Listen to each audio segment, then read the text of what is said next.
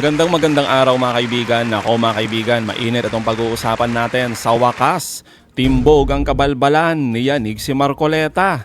At Sara Duterte, allergic daw sa politiko, pagiging hipokrita, kitang-kita. Grabe mga kaibigan, yung buwelta ni Senator Lacson dito kay Marcoleta, abay nakakahiya. Pero ang matindi, yung bagong nalaman at ngayon iniimbestigahan ni Senator Ping Lacson tungkol sa anomalya umano sa panahon ni Marcoleta sa Kamara nung siya pa ang CA chairperson. At Sara Duterte, allergic daw sa politiko, samantalang yung galawan, puro pamumulitika. Kaya naman, bueneltahan ng hipokritang vice-presidente na kinakabahan sa kanyang impeachment. Nako mga kaibigan, abangan nyo po yan. Pero bagong lahat, pakilike muna ang ating video, pakishare na din po at subscribe na po kayo sa ating channel. Unahin na po muna natin ito mga kaibigan. Itong ibinunyag ni Senator Ping Lacson nung panahon ni Marcoleta sa Kamara. Pakinggan po natin ito.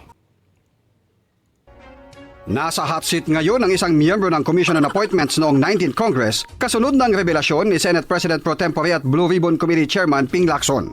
Ongoing na kasi sa pagkalkal niya ngayon sa listahan ng mga flood control at iba pang infrastructure project na umano'y hinihingi ng isang panel member ng CA kapalit ng pagkumpirma kay nooy DPWH Secretary Manuel Bonoan. November 22, 2022 nang isailalim sa CA confirmation si Bonoan, kung saan chairperson ng CA Committee on Public Works and Highways si nooy Sagip Party List Representative Rodante Marcoleta. Ang mga miyembro noon mula sa House of Representatives ay sina Bacolod Representative Greg Gasataya, Iloilo 4th District Representative Perjedel Biron, Congressman Albert Garcia, Oka Malapitan, Lani Mercado Revilla, Jordin Jesus Romualdo at Manuel Sagarbarria.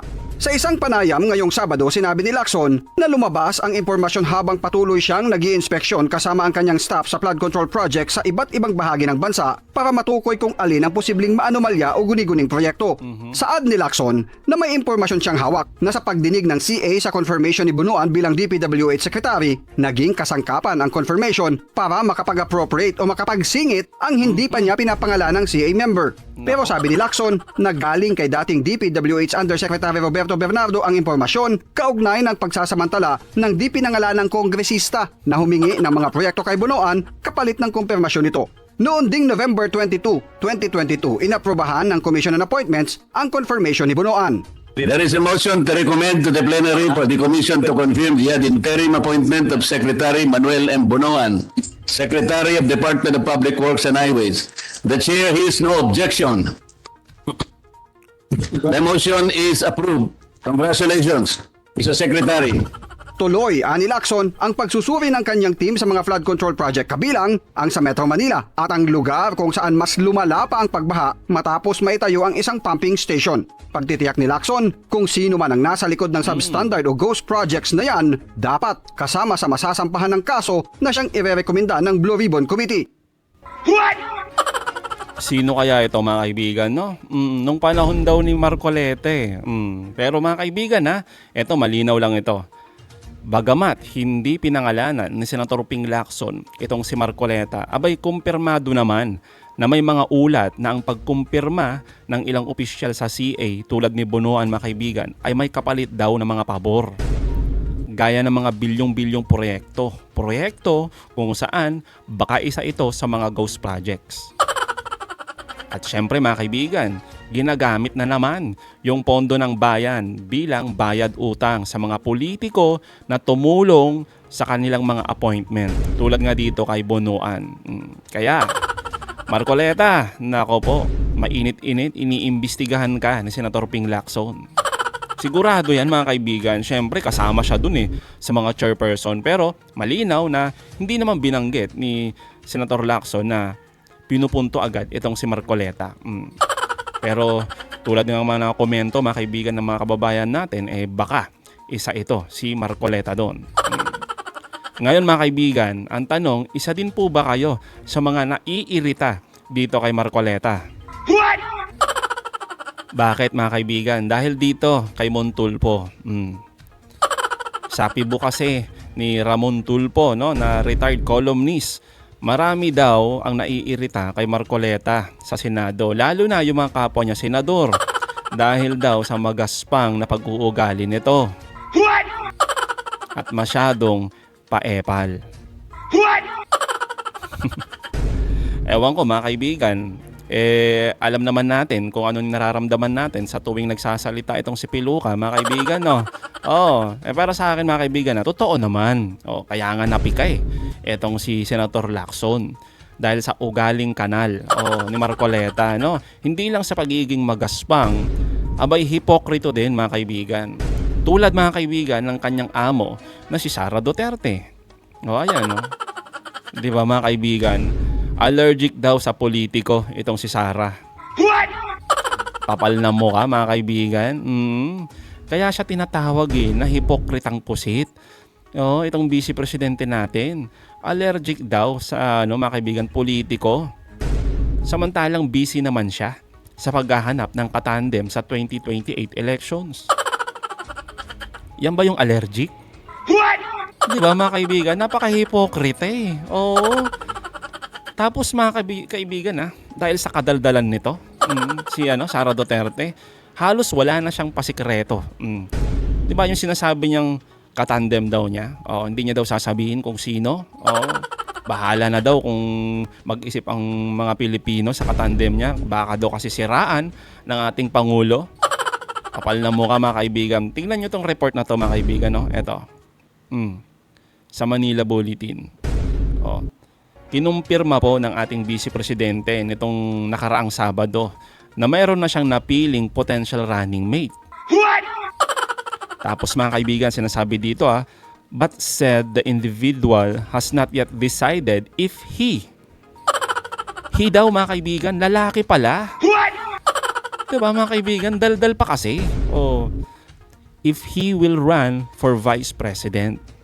Lalaki mga kaibigan. So paano yan? Wala na sa listahan itong si Buwang Zone, na sinasabi na pwede daw katandem o kaya naman itong si mahal na BP Leni Robredo. Pero syempre mga kaibigan, yaki mga kaibigan na itandem tong dalawa, Sara at saka si BP Leni Robredo. Parang hindi pwede mga kaibigan, dumi at malinis, hindi pwede. Demonyo, hindi pwede mga kaibigan. Masyadong maayos itong si BP Leni kung itatandem natin sa isang Sara Duterte.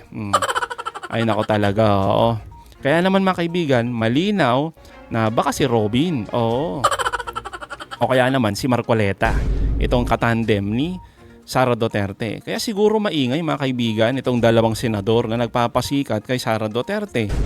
Kaya naman mga kaibigan, itong pasikat nila, halata naman, nagre-reflect na natataranta itong ating Vice Presidente. Bakit kanyo mga kaibigan? Natataranta, nabubulabog sa kanyang papalapit na impeachment. Dahil dito, anong sabi ng ating Vice Presidente? Wala daw ebidensya ang Kamara. Mahina daw. Kaya daw, fishing expedition na naman yung mga paghahanap ng mga bagong ebidensya. Wala daw kasing hawak na alas mga kaibigan o ebidensya ang Kamara kaya pilit na naghuhukay ng dumi para madiin siya. Para ba daw nagbabaka sakali itong Kamara na baka makahanap ng butas para ituloy ang impeachment? Talaga ba? Kaya naman mga kaibigan, hetong matinding buwelta ni former Secretary Ronald Llamas. Pakinggan po natin ito. Itong impeachment ay tuloy-tuloy na. Binigyan ng 10 days, di ba? Pa-expire na yung 10 days. Di ba? Sagutin yung mga articles of impeachment. Tapos pagkatapos niyan ay magkakaroon pa ng mga meetings, yung Justice Committee. Pero yung semi-trial na mangyayari, na request ng Supreme Court, ay mukhang mangyayari na yan next month. Paano may break sa 21 Magbe-break ang Kongreso. No? So, tapos mag-Holy Week. So sa resumption sa April, doon na mangyayari yung mini trial na request ng Supreme Court last year na magpepresenta na ng mga ebidensya. Nagulat nga ako noon di ba, attorney? Hindi naman trabaho ng Congress ang magkaroon ng trial. Trabaho ng ng Senado Totoo. Pero yan yung request ng ng Supreme Court. So gagawin nila. Bago. No? Diyan, pwedeng kumuha ng mga testigo. Alam ko, tetestigo dyan si Senator Trillanes, tetestigo dyan si former Deputy Ombudsman Carandang, etc. At yan yung banat ni Sara 2 days ago. Binabanatan niya si Chel Jokno. Bakit humihingi daw ng bagong ebidensya si Congressman Chel Jokno? Hindi ba ito ay fishing expedition lang? No? Dahil alam niya, yung hinihinging bagong ebidensya ni Congressman Chel Jokno ay related sa SALN. At related sa SALN ay yung kanyang bank accounts. Yun lang. At related sa kanyang bank accounts, yung request sa AMLA ng ombudsman na ito ay buksan. Nako. So doon medyo kinakabahan si Vice President Sara. Kaya binanatan niya si Chel Jokno. Fishing expedition daw. For yung statement ni Chel Jokno tungkol sa new evidence. New evidence. Medyo hindi ko siya masisisi na siya ay kakabahan. Dahil kung totoo yung sinasabi ni Senator Trillanes at Deputy Ombudsman Carandang, medyo mahihirapan siyang magpaliwanag dun sa perang pumasok sa kanyang bank account at sa kanyang asawa at sa kanyang immediate family at kung kanino nanggaling itong mga perang ito. No? Yun yung new evidence na magiging possible game changer. Yun. Dito. Kaya ang kanyang narrative, ba't kulit kayo ng kulit sa akin? Yung kinakaso niya sa akin na 120 million, ang liit-liiton. Kumpara dito sa mga bilyon-bilyon. No? Bilyon-bilyon na skandalo ngayon, last year, dito sa flood control. Well, baka lumabas, baka pag nabuksan yung kanyang bank accounts, may makita rin na pumasok at lumabas na mga bilyones. Baka may makita na mga bilyones na galing sa mga questionable elements. No? Kaya kinakabahan siya. Well, mga kaibigan, kinakabahan talaga. Kunwari lang na hindi, no? Itong ating Vice Presidente. Pero kita naman sa galawan at reasoning niya, mga kaibigan, no? Heto na lang, mga kaibigan, sa tuwing may hearing, may kaso, itong Sara Duterte na ito, ang laging linya, mga kaibigan, ay fishing expedition lang yan, di ba? Pinupolitika, ginigipit kami ni Marcos. Ganon, mga kaibigan, yung laging reason, di ba? Puro mga kaibigan, puro palusot. Oo. Pero mga kababayan, ang tanong, kung walang isdang nakatago, etong si Sara Duterte, bakit takot na takot sa lambat? Diba? Sa lambat. Mga kaibigan, fishing expedition daw diba? Kung malinis naman pala yung konsensya nila, bakit hindi humarap ng diretso, diba? At sagutin ang bawat reklamo sa kanyang impeachment. Diba? Sagutin niya yung bawat piso ng confidential funds na kinu-question ng COA. Diba? Andaling sabihin, mga kaibigan, at palusot na fishing expedition, pero hirap naman silang humarap at takot na makita ng publiko yung matitinding ebidensya at mga resibo. Sige nga, mga kaibigan. Tapos bilib na bilib dito yung mga dilis. Ay nako, mga kaibigan. So totoo lang, mga kaibigan, nakakahiya. Na maging presidente ang isang katulad ni Sara Duterte. Sa totoo lang, mga kaibigan, kasi naman, hindi naman po kasi fishing ang tawag sa paghahanap ng transparency. Ang tawag po dito, accountability. Kaya nga, mga kaibigan, matindi yung hamon natin dito kay Vice Presidente Sara Duterte at syempre sa kanyang mga alipores, lalong-lalo na dyan sa Senado. Isa na to si Marcoleta. Di ba, mga kaibigan? Hamon natin kay Vice Presidente, humarap sa kanyang impeachment, di ba? Kung talagang walang tinatago, abay buksan ang mga bank records, di ba? Dito naman kay Marcoleta, sinasabi niya lagi, number 1 daw sila, champion daw sila, anti-corruption daw sila. Ngayon, mga kaibigan, ang hamon natin dito kay Peluca, pumirma ka, no? Pumirma ka dyan sa resolusyon ng Blue Ribbon Report ni Senator Lacson. Bakit? Ba't ayaw mong pumirma? Di ba? Bakit? Anong meron? Di po ba? Kaya nga, mga kaibigan, hanggat puro iwas, lalong magdududa ang taong bayan kung ano ba talaga ang kanilang tinatago. Di po ba? So, mga kaibigan, anong masasabi nyo patungkol dito? Comment down below. Again, mga kaibigan, huwag nyong kalimutan, i-like at i-share itong mga videos. Hanggang sa muli, kita-kita ulit tayo, mga kaibigan.